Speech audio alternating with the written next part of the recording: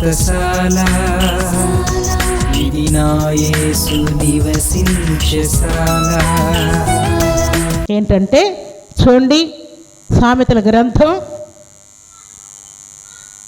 13వ అధ్యాయం 10వ వచనాన్ని చదువుకుందాం. గర్వం వలన జగడమే పుట్టును, ఆలోచన వినువానికి జ్ఞానము కలుగును. గర్వం వలన ఏమొస్తా ఉన్నాయంట? జగడాలు వస్తున్నాయంటే దేని వలన వస్తున్నాయి? గర్వమే కారణం. అది ఇంట బయట సంఘములో సమాజంలో ఎక్కడైనా సరే ఎవరినైనా సరే నువ్వు తప్పులు పడుతున్నావంటే, క్వశ్చన్ చేస్తున్నావంటే నీ గర్వమే అది. ఒకవేళ వారిలో తప్పులుంటే వారి నిమిత్తం నువ్వు దేవుని సన్నిధిలో ప్రార్థన చేయొచ్చు, దేవునికి విన్నవించవచ్చు. అలాగ చేయకుండా జగడమాడుతూ ఉన్నావంటే గర్వం వలన ఏమొస్తాయంట? జగడాలే వస్తాయని దేవుడు ఆజ్ఞాపిస్తున్నాడు. దేవుని బిడ్డలకు జగడము కూడదు. గర్వం వలన జగడం వస్తూ ఉన్నది. జగడం వలన నిన్ను నువ్వు హెచ్చించుకుంటున్నావు. నాది కరెక్టే, నాలో తప్పేమి లేదు, నేను చాలా మంచివాడిని, నేను చాలా మంచిదాన్ని, వాళ్ళు చెడ్డవాళ్ళు కాబట్టి గొడవ పడుతూ ఉన్నాను అని నిన్ను నీవు హెచ్చించుకుంటూ ఉన్నావు. దాని వలన జగడాలు వస్తున్నాయి, దాని వలన నీవు తగ్గించబడుతూ ఉన్నావు, అవమానాల పాలైపోతూ ఉన్నావు. అందుకే ఇంకొక మాట ఏమని వ్రాయబడిందంటే చూడండి, సామెతల గ్రంథం 29వ అధ్యాయం 23వ వచనాన్ని మనం చదువుకున్న మాట, ఎవని గర్వము వానిని తగ్గించును. ఎవరు మనల్ని తగ్గించాల్సిన అవసరం లేదు. ఫలానా వాళ్ళు మమ్మల్ని తగ్గించారు, ఫలానా వాళ్ళు మమ్మల్ని తగ్గించారు, అట్లా చేశారు, ఇట్లా చేశారని మనం అంటూ ఉంటాం. అయితే దేని వలన తగ్గించబడతామంట? ఎవని గర్వము వానిని తగ్గించునని దేవుని యొక్క వాక్యము తేటగా తెలియజేస్తూ ఉంది. దేవుని సన్నిధిలో చేరిన దేవుని బిడ్డలు గర్వముతో ఉంటే, అహంకారముతో ఉంటే అణచివేయబడతారని కూడా గ్రంథము తేటగా తెలియజేస్తూ ఉంది. దేవుడు ద్వేషిస్తూ ఉంటే మనకెందుకు మరి ఆ గర్వం? మనలో ఉంటే మనల్ని కూడా దేవుడు ఏం చేస్తాడు? ద్వేషిస్తాడు కదా. దేవుడు ద్వేషించేది మనకు అవసరమా? ప్రేమించేది అవసరమా? ఏది కావాలి మనకు? దేవుడు మనల్ని ప్రేమించాలి కదా. దేవుడు మనల్ని ప్రేమించాలంటే ఈ గర్వానికి మనం ఎక్కడుండాలో చాలా దూరముగా ఉండాలి.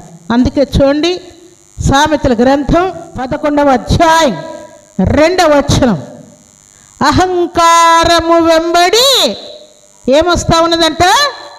అవమానము వచ్చును. అహంకారం వెంబడి ఏమొస్తా ఉన్నది?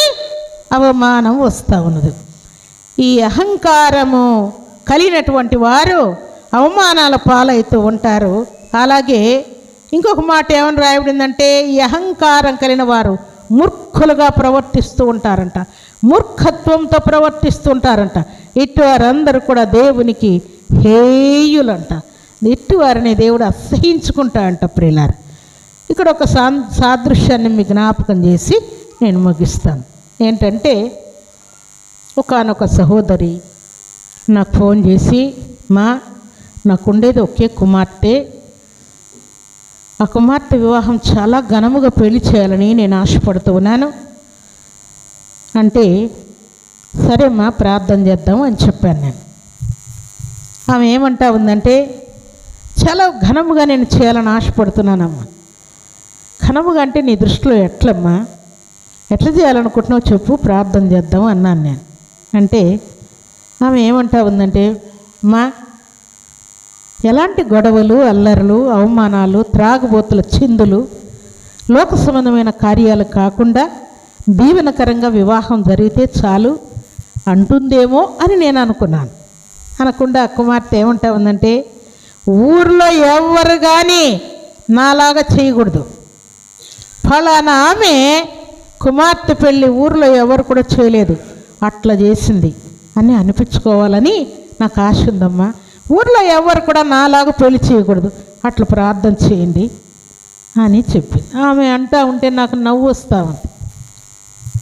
ఊర్లో ఎవరు చేయకూడదు? ఊర్లో వాళ్ళు ఎంతోమంది అన్ని జనులు కూడా పెళ్ళిళ్ళు చేసుకుంటారు, క్రైస్తవులు పెళ్లి చేసుకుంటారు, పేదలు చేసుకుంటారు, రాజులు, అధికారులు, ప్రధానులు, రాజకీయ నాయకులు, ఆఫీసర్లు పెళ్ళిళ్ళు చేసుకుంటారు. అవన్నీ మనకెందుకు? మన రూట్లో మనం ఉంటే పోయేది కదా. ఆ కుమార్తె అనకుండా ఊర్లో వాళ్ళు ఎవరు కూడా చేయనంత గ్రాండ్గా నా కుమార్తె పెళ్లి చేయాలని ఆశ ఉందమ్మా, ప్రార్థన చేయండి. నేను ఆ పాపకి ఈ గద్దింపులన్నీ చెప్పే మనసు నాకు లేక, సరేమ్మా దేవునికి మహిమ వచ్చేటట్టుగా నీ కుమార్తె పెళ్ళి జరిగేటట్టు ప్రార్థన చేద్దాంలే అన్నాను. ఆమెకు నా ఆన్సర్ నచ్చలే, నేను చెప్పిన మాట నచ్చలే. ఎందుకంటే ఊర్లో వారు ఎవరు చేసినట్లుగా ఉండకూడదు, సపరేట్గా ఉండాలి అనుకుంది. కాబట్టి సరిగా మూలక్క మాట్లాడింది. సరే నీ ఇష్టం అనుకొని నేను ప్రార్థన చేసి పెట్టేసినాం. సరే జరిగిన కార్యం ఏంటంటే ఊర్లో వాళ్ళు ఎవరు కూడా చేయకూడదు, అట్లా చేయాలి పెళ్ళి అనుకున్నది కదా. దేవుడు ఎట్లా చేశాడు తెలుసా? పెళ్ళి స్టార్ట్ అయింది మొదలుకొని, మరలా పెళ్లి కుమార్తె అయింది మొదలుకొని, పెళ్లి కుమార్తె అయ్యే రోజు ఒకరోజు, పెళ్ళికి వెళ్ళే రోజు ఒకరోజు, తర్వాత అయిపోయేంత వరకు వదలకుండా వర్షం పట్టుకున్నది. ఆమెకు రావాల్సినటువంటి గిఫ్ట్లు ఉంటాయి కదా, ఈమె అందరికీ గిఫ్ట్లు ఇచ్చి ఉంటుంది. వెండో, బంగారము, ధనము, ధాన్యము, విలువైన వస్తువులు, వస్త్రాలు ఏమేమో ఇచ్చి ఉంటుంది కదా. అవి కూడా రాకుండా దేవుడు బంధించి కట్ చేసి పడేశాడు. 3 రోజులు అయిపోయిన తర్వాత ఆ కుమార్తె చాలా దుఃఖంతో, చాలా బాధతో, చాలా వేదనతో, అసలు బంధువులు లేకుండా, ఏమీ లేకుండా, సంబరాలు లేకుండా పెళ్ళి జరిగిపోయిందంతే. అంత గప్చుప్ అయిపోయింది. నోటి మీద వేలేసుకున్నాను. అంటే మనల్ని మనం హెచ్చించుకొని గర్వంతో, అహంకారంతో విర్రవీగితే దేవుడు అవమానాలు పాలు చేస్తాడు, అణచివేస్తాడు, తగ్గిస్తాడు. ప్రియులారా, ప్రభు సన్నిధిలో చేరిన ప్రభు బిడ్డలు, దేవా నీ చిత్తమైతే నా కుమార్తె కార్యం బాగా జరిగించయ్యా, సమాధానంగా జరిగించు. ఇరు కుటుంబాలు, పెళ్లి కుమారుని ఇంటి వారికి, పెళ్లి కుమార్తె ఇంటి వారికి సమాధానంగా జరిగితే చాలయ్యా. సంతోషంగా జరిగి వారిద్దరూ భార్యాభర్తలు సంతోషంగా ఉంటే ఆ కుటుంబానికి దీవెన, మా కుటుంబానికి దీవెనకరంగా ఉంటే చాలయ్యా, నీవే ఆశీర్వదించయ్యా అని అడుక్కోవలసి ఉండగా ఊర్లో వారిని పోటు పెట్టుకొని అంతా కోల్పోయింది. ప్రభు సన్నిధిలో చేరిన మనం ఏ విషయంలో అతిశయపడ్డా, ఏ విషయంలో ఎక్స్ట్రాలు మాట్లాడొద్దండి ప్రియులారా. ప్రాముఖ్యమైన దేవా నీ చిత్తమైతే నా కుమార్తె కార్యం బాగా జరిగించయ్యా, సమాధానంగా జరిగించు. ఇరు కుటుంబాలు, పెళ్లి కుమారుని ఇంటి వారికి, పెళ్లి కుమార్తె ఇంటి వారికి సమాధానంగా జరిగితే చాలయ్యా. సంతోషంగా జరిగి వారిద్దరూ భార్యాభర్తలు సంతోషంగా ఉంటే ఆ కుటుంబానికి దీవెన, మా కుటుంబానికి దీవెనకరంగా ఉంటే చాలయ్యా, నీవే ఆశీర్వదించయ్యా అని అడుక్కోవలసి ఉండగా ఊర్లో వారిని పోటు పెట్టుకొని అంతా కోల్పోయింది. ప్రభు సన్నిధిలో చేరిన మనం ఏ విషయంలో అతిశయపడ్డా, ఏ విషయంలో ఎక్స్ట్రాలు మాట్లాడొద్దండి ప్రియులారా.